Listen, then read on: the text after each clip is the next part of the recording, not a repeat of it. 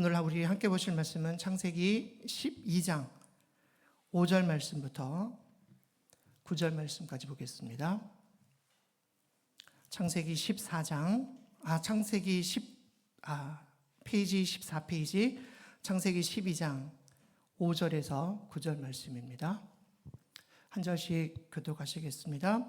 아브라함이 그의 아내 사레와 조카 롯과 하란에서 모은 모든 소유와 얻은 사람들을 이끌고 가나안 땅으로 가려고 떠나서 마침내 가나안 땅에 들어갔더라.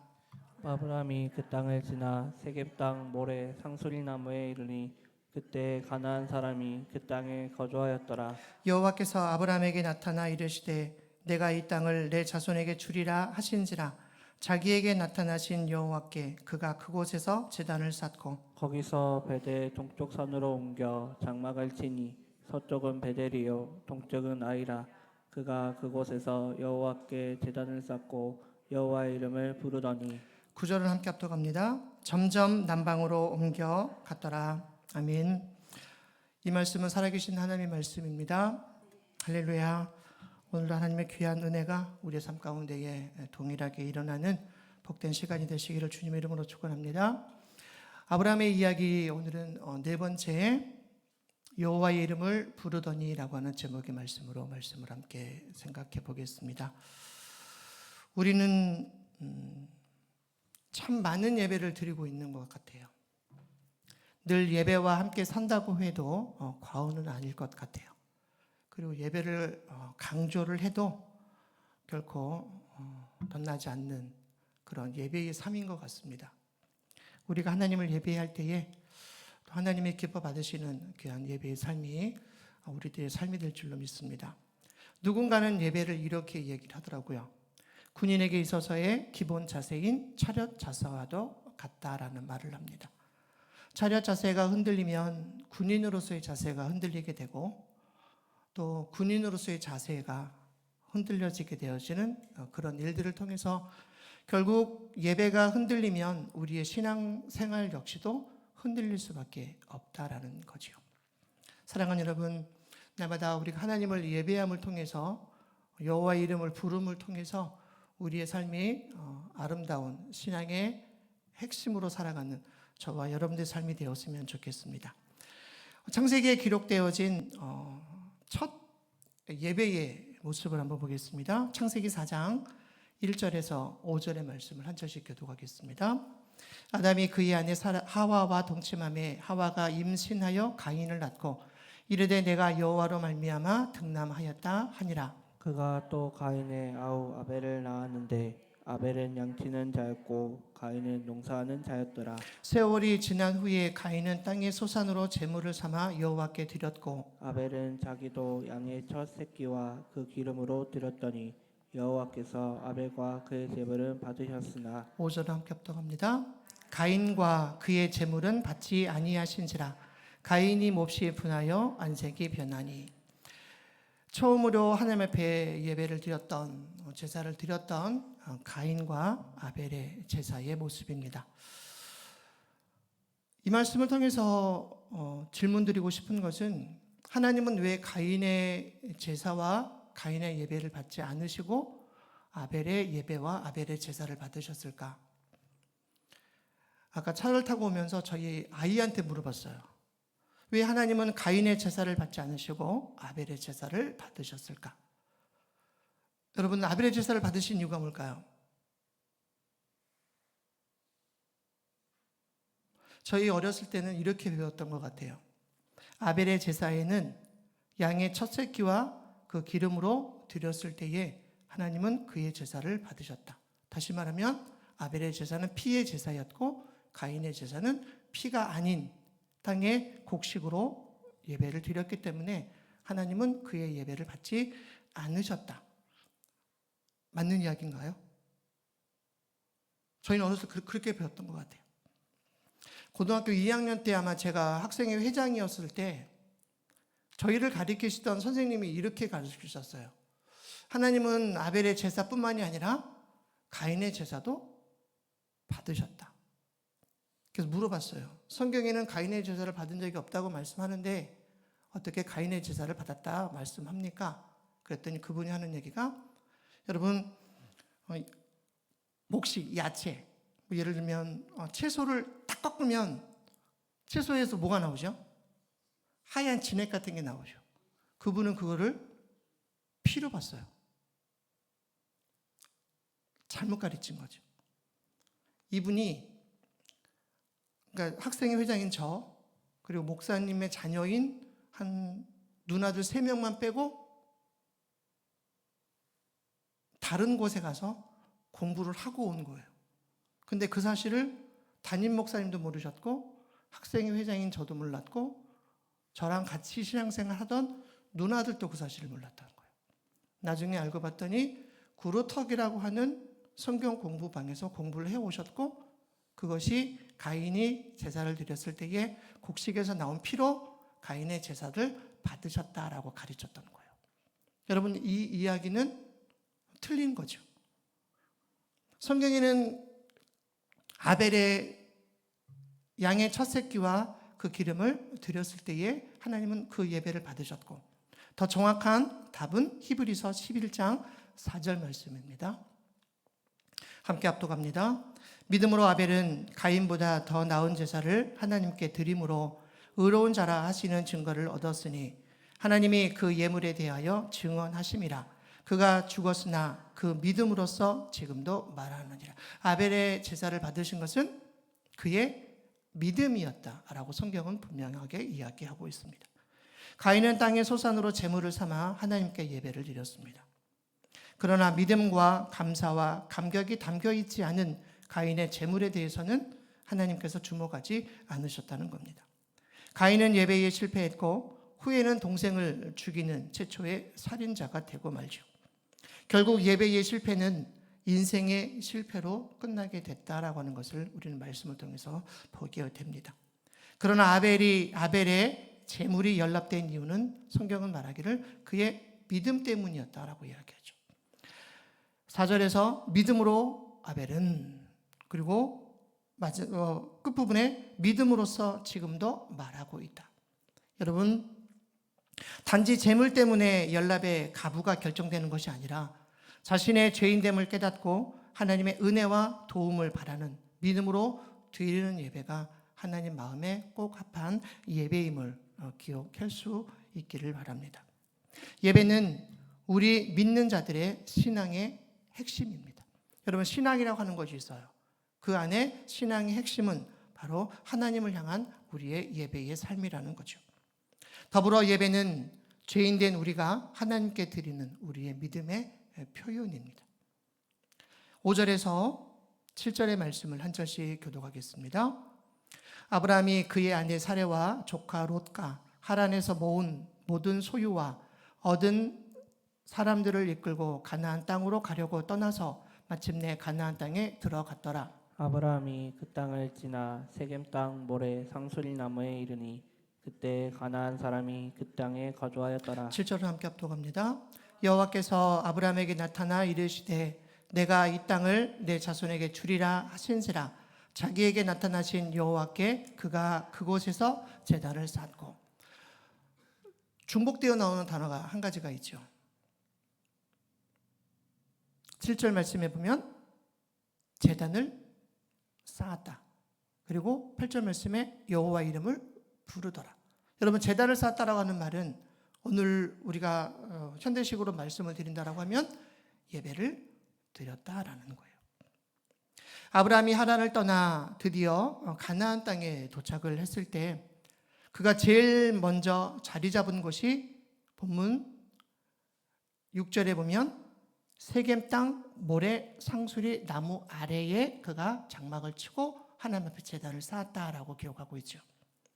상수리 나무는 여러분 참나무로 기억을 하시면 돼요. 쉽게 말씀드린다면 도토리 나무와 좀 비슷한 그런 나무입니다. 그런데 그 상수리 나무가 유명한 지명처럼 오늘 본문 가운데 이게 사용되고 있는 이유가 있습니다. 그곳에 당시 그 땅에 거하던 가나안 사람들이 우상 숭배를 하던 장소였기 때문에 오늘 본문에서 상수리 나무 아래에 그가 제단을 쌓았다라고 기록을 하고 있는 거예요. 우리 옛날에 아주 옛날에 여러분 큰 나무 앞에서 무당이 굿도하고 또 많은 분들이 그 앞에서 제사를 지내던 여러분 그런 것들 텔레비전을 통해서 많이 보시게 되죠. 우리 부모님들은 나무 밑에 정화수를 떠놓고 앞에 엎드려 손을 빌면서 절하던 관습, 그것이 우리나라뿐만이 아니라 전 세계에, 그리고 오늘날뿐만 아니라 옛날부터 유래가 되어졌던 그런 일들을 통해서 공통적인 미신, 바로 상수리 나무 아래에서 우상 앞에 절하던 그런 일들이 자행이 되었었다라는 거예요. 그들은 아브라함이 여호와 하나님께 제사 드리는 것을 이미 그 땅에 거주하던 가나안 사람들이 보면서 그들을 조롱하고 어쩌면 그 예배를 방해했을 수도 있습니다. 세겜 땅에는 이미 많은 신들이 있었고 우상을 섬기는 함의 자손들이 그 땅에 진을 치고 있었던 것을 보게 됩니다.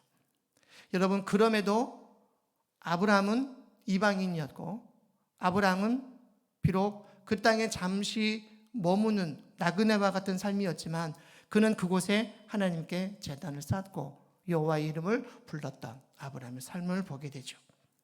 그리고 그는 여호와의 이름을 불렀습니다. 수많은 사람들이 가나안 땅에 머무르던 이방인들이, 그리고 가나안 땅에 살던 정착민들이 그의 예배를 방해했을 수 있지만 그는 그곳에서 여호와의 이름을 부르는 일에 최선을 다했던 아브라함의 삶을 봅니다. 그런 면에서 아브라함은 분명한 예배의 성공자였다는 거죠.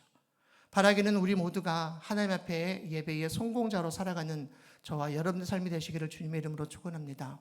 오늘 우리가 드리고 있는 예배가 습관적이고 어떤 관습적이고 남에게 보여지는 그런 예배의 삶이 아니라 우리의 삶이, 우리의 시간이, 우리의 환경이, 우리의 모든 것들이 주님 앞에 드려지는 그런 예배의 삶이 되었으면 좋겠습니다. 그래서 예배함으로 이 땅 가운데에 성공의 삶으로 살아가는 저와 여러분들이 되었으면 좋겠습니다. 사람이 가장 행복할 때가 언제일까요? 많은 사람들은 행복의 기준이 다 다릅니다. 어떤 사람들은 많은 것을 소유할 때 그것이 행복의 기준으로 생각을 합니다. 그러나 믿는 사람들이라고 한다면 우리의 가장 행복은 자신의 존재의 이유와 자신의 존재의 목적을 따라 살 때 가장 행복하다라는 겁니다. 반대로 사람이 불행한 것은 내가 이 땅에 왜 존재하는지, 내가 이 땅에 존재하는 이유가 뭐지, 내가 이 땅에 존재하는 목적이 뭘까라는 것을 알지 못한 채 살아가고 있는 삶입니다. 사람들은 인생의 목적이 무엇인지를 모르고 삽니다. 그리고 왜 창조되었는지를 모르고 삽니다. 무엇을 위해 이 땅에 태어났는지 모르고 살아가고 있습니다. 그러면 우리가 잘 알고 있는 것처럼 여러분, 우리의 삶의 존재의 목적이 뭐냐? 그리고 그 답을 어디에서 찾아볼 수 있느냐? 우리는 성경을 읽을 때마다 그 답을 찾을 수 있어야 합니다. 에베소서 1장 6절 말씀에 보면 이는 그가 사랑하시는 자 안에서 우리에게 거저 주시는 바 그의 은혜의 영광을 찬송하게 하려는 것이라. 여러분, 우리 인생의 목적이 뭐라는 겁니까? 하나님의 은혜의 영광을 찬송하는 것. 그것이 내 삶의 이유이고 내 삶의 목적이다라는 겁니다. 우리의 존재의 목적을 우리가 정확하게 알 때 우리는 이 땅에 많은 것을 가지지 못했고 또 많은 것을 누리지 못한다 할지라도 우리는 하나님 앞에 행복한 자의 삶을 우리는 살아가게 되는 겁니다. 웨스트민스터 신학 소요리문 제1문에는 이런 문제가 있어요. 사람의 제일 된 목적이 뭐냐? 답은 사람의 제일 되는 목적은 하나님을 영화롭게 하는 것과 하나님을 영원히 즐거워하는 것. 그것이 인간의 제일 된 목적이다라고 얘기를 해요. 그리고 그 목적은 하나님을 예배함으로 살아가는 것. 예배함으로 하나님 앞에 우리의 신앙의 모습들을 표현하는 것. 그것이 우리의 삶의 제일 된 목적이다라는 겁니다. 아브라함은 비록 이방인이었고 비록 잠시 머무는 가나안 땅에 왔다가 또 다음에 보겠지만 그 땅에 기근이 드니까 그는 애굽으로 내려가요. 그러니까 그의 삶은 마치 나그네의 삶이었고 그의 삶은 잠시 머무는 삶이었지만 그는 가는 곳마다 제단을 쌓았다. 그리고 가는 곳마다 여호와 이름을 불렀다라고 이야기를 하죠. 사랑하는 여러분, 오늘 하나님께서 우리를 부르시는 곳에서 또 하나님께서 우리를 보내시는 곳에서 그렇게 날마다 하나님을 예배하며 제단을 쌓아가는 여러분의 삶이 되시기를 주님의 이름으로 축원합니다. 8절에서 9절의 말씀을 같이 한 절씩 교독하겠습니다. 거기서 베델 동쪽 산으로 옮겨 장막을 치니 서쪽은 베델이요 동쪽은 아이라. 그가 그곳에서 여호와께 제단을 쌓고 여호와 이름을 부르더니 점점 남방으로 옮겨갔더라. 아멘. 자, 8절에도 보면 제단을 쌓았다. 그리고 여호와 이름을 불렀다라고 이야기하죠. 그리고 그 앞에 뭐라고 말하냐면 장막을 치니. 그러니까 아브라함의 삶은 두 가지로 요약을 할 수가 있습니다. 하나는 제단을 쌓는 인생, 또 하나는 장막을 치는 인생. 이렇게 얘기를 하는 거예요. 여러분, 장막을 영어로 텐트 그렇게 얘기하죠. 며칠쯤 자고 일어나면 걷어야 하는 임시적인 집으로 영구한 집이 아닙니다. 결국 아브라함이 어디를 가든지 장막을 쳤다는 것은 이 땅에서는 나그네와 같은 인생임을 뜻하고 있는 겁니다. 여러분, 우리의 인생은 나그네인 거예요. 영원히 이 땅에 우리는 살 수가 없습니다. 살고 싶어도 우리의 때가 되면 하나님이 우리의 이름을 부르시면 우리는 그분 앞에 우리는 가야 합니다. 그런데 많은 사람들은 이 장막을 짓는 일에 너무나 자신의 삶 전체를 드리고 있는 것들을 보게 돼요. 우리는 이 땅에 살면서 수많은 장막을 치기도 하고 장막을 걷기도 합니다. 뭐 예를 들면 우리가 이곳 한숲에서 살다가 다른 곳으로 이사를 가는 경우들이 있을 수 있겠죠. 그것을 장막을 치는 것, 이렇게 얘기를 합니다. 한숲에서 영원히 살 것 같았는데 상황에 따라서 우리는 다른 곳으로 이주하게 되는 것. 학생들은 이제 공부를 하다가 이제 저학년에서 고학년으로 올라가고 학교로 계속 지나가게 되어지는 것. 이건 역시 성경에서 보면 장막을 치는 것과 같다라고 이야기합니다. 그때마다 우리는 믿음으로 기대하며 우리는 담대함을 가지고 날마다 나아가야 합니다. 거기에 하나님의 놀라운 은혜가 있기 때문입니다. 요즘은 많은 사람들이 캠핑, 요즘 캠핑 문화이죠. 예배를 이렇게 드리다가도 쉬는 날 많은 사람들이 캠핑을 나가고 또 캠프를 갑니다. 여러분, 캠프에서 가장 중요한 수칙이 한 가지가 있습니다. 캠핑을 갔습니다. 텐트를 치는데 그 텐트 칠 때에 중요한 수칙이 있어요. 그 수칙은 가장 안전한 곳에 텐트를 쳐야 된다는 겁니다. 장소를 잘못 잡으면 갑작스러운 폭우나 급류에 휩쓸릴 위험이 있기 때문에 그래요. 여러분, 혹시 와디라고 하는 말 혹시 들어보셨습니까? 와디.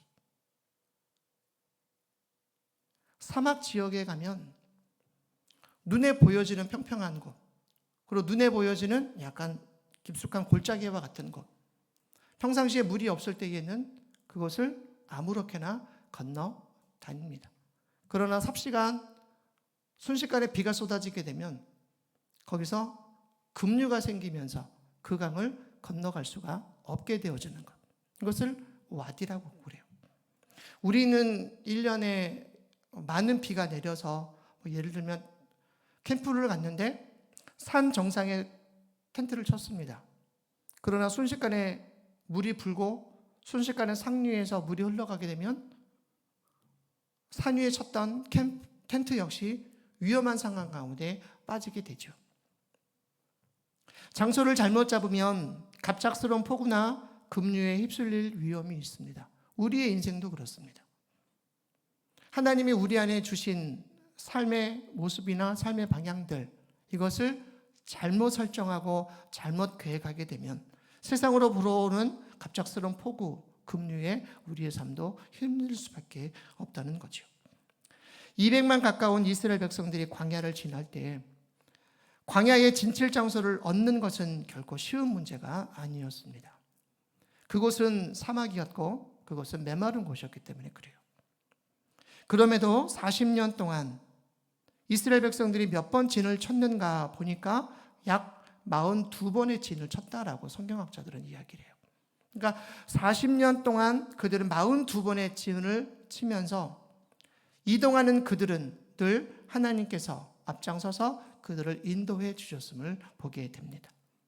우리의 인생길에도 내가 계획을 세우고 내가 준비하기 전에 먼저 하나님께서 예비하시고 인도해 주시는 은혜를 베풀어 주실 줄 믿습니다. 내가 계획하고 또는 내 경험 가운데에 나아가지만 여러분, 때로는 우리의 삶 가운데에 원치 않았던 일들이 우리의 삶 가운데 많이 일어나게 될 겁니다. 그럴 때마다 우리를 지키시는 하나님, 우리를 보호하시는 하나님, 이스라엘 백성들이 출애굽을 마치고 그들이 가나안에 들어갈 때에 하나님은 그들을 지키셨다. 그리고 하나님은 그들을 보호하셨다라고 말씀하고 있습니다. 오늘 우리의 인생에도 구름기둥과 불기둥이 되시는 하나님께서 때마다 우리의 삶을 인도해 주시는 줄 믿습니다. 아브라함 일행이 움직였던 지역은 이스라엘 남부 지역이었습니다. 몹시 검정하고 황량한 사막 지역이었습니다. 그리고 이미 그곳에서는 토박이 원주민들의 텃세가 심한 곳이기도 했습니다. 하지만 이런 악조건 속에서도 아브라함이 제일 먼저 했던 것은 그는 제단을 쌓았던 거예요. 그리고 그는 그곳에서 예배를 드렸고 하나님의 이름을 불렀습니다. 낯선 타향에서 온갖 고통을 겪으면서도 그는 불평하지 않고 예배를 드리며 감사의 삶을 살았다는 거죠. 세상이 아무리 우리를 힘들게 해도 우리는 늘 하나님의 이름을 부르며 우리는 하나님을 예배해야 합니다. 우리가 존재하는 목적은 바로 하나님을 예배하고 하나님을 영원히 즐거워하는 것에 있기 때문입니다. 하나님을 예배할 때 우리는 행복을 경험하게 될 겁니다. 그리고 우리는 이 땅에 살면서 우리는 수없이 많은 장막을 치고 또 장막을 걷는 삶을 우리는 살아갑니다. 그때마다 크고 확실한 목적을, 하나님이 우리를 보호하심을, 하나님이 우리를 인도하심을 우리는 깨달아야 합니다. 무질서하거나 무계획적인 마음을 버리고 부지런하고 근면한 삶을 우리는 살아가야 합니다. 거기에 하나님의 축복이 있기 때문입니다. 여러분, 메마른 곳에서 예배했던 아브라함의 삶, 그리고 그는 장막을 치면서도 하나님의 보호와 하나님의 인도하심을 그가 원했던 삶처럼 여러분들의 삶이 그렇게 하나님을 예배하고 또 하나님의 인도와 하나님의 보호하심을 늘 받아 누리며 살아가는 저와 여러분들의 삶이 되시기를 다시 한번 주님의 이름으로 축원합니다. 기도하겠습니다. 고마우신 아버지 하나님, 은혜를 감사합니다. 아브라함은 가는 곳마다 하나님 앞에 제단을 쌓았고 하나님의 이름을 불렀던 그의 삶을 보면서 우리는 얼마만큼 하나님을 예배하는 일에 최선을 다하고 있는지 우리의 삶을 돌아봅니다. 때로는 바쁘다라고 하는 핑계로, 때로는 아프고 힘들다라고 하는 그런 핑계로 우리가 하나님 앞에 예배를 드리면서도 그저 습관적으로, 때로는 간습적으로 드리고 있는 우리의 예배의 삶은 아닌지를 돌아봅니다. 또한 아브라함은 황량한 사막길 가운데에서도 그는 하나님의 인도하심과 하나님의 보호하심 속에 그의 삶을 인도하셨던 하나님, 오늘 동일하게 우리의 삶도 인도하시고 우리의 삶도 보호하여 주시는 줄 믿습니다. 그 하나님의 날개 아래에 있기에 오늘 우리가 이렇게 하나님을 예배하며 찬양하는 줄 믿습니다. 우리의 예배와 우리의 삶을 하나님 기뻐 받아 주시옵소서. 예수님의 이름으로 감사하며 기도드립니다. 아멘.